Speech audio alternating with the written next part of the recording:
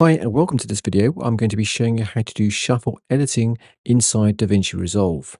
Now, what I used to do is I used to click on the actual clip, I would raise it up above, and then I would highlight the any clips next to it, for example here, moving them around, and then kind of shift this one in a position. Now, of course, this took quite a lot of time and it's a right pain in the butt. So I am now doing this video to show you how to do shuffle editing, which I've recently discovered, more as a reminder for myself and to help anybody else out there who's also doesn't realize this exists. Okay, so what we can do is we can actually select our video clip, for example, like this. If we now hold down the Shift key on the left-hand side, and then hold down Command on the Mac or Control on the PC, and then either use the comma or the full stop key, which is the less than sign, and the greater than sign to move left or right as appropriate.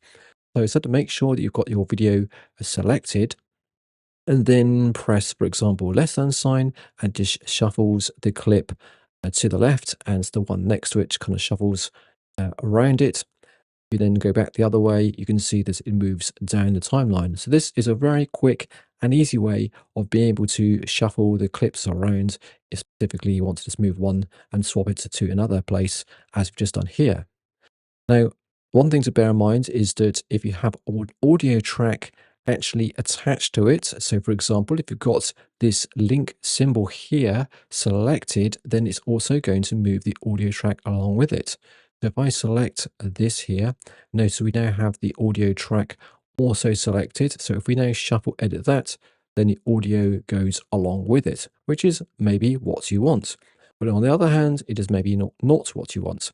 So for example, if you have the link deselected and you select your video clip, then it's not going to move the audio. Well, it is going to move the audio track around, but not together with it. So for example, if I move left here, notice now that it's completely screwed up my audio, and that may be not what I want at all.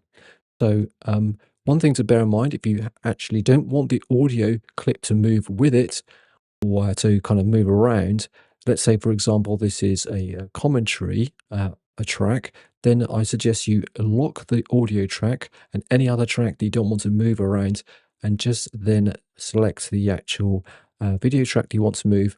Then kind of you can move the video clips and nothing else is going to get affected by it.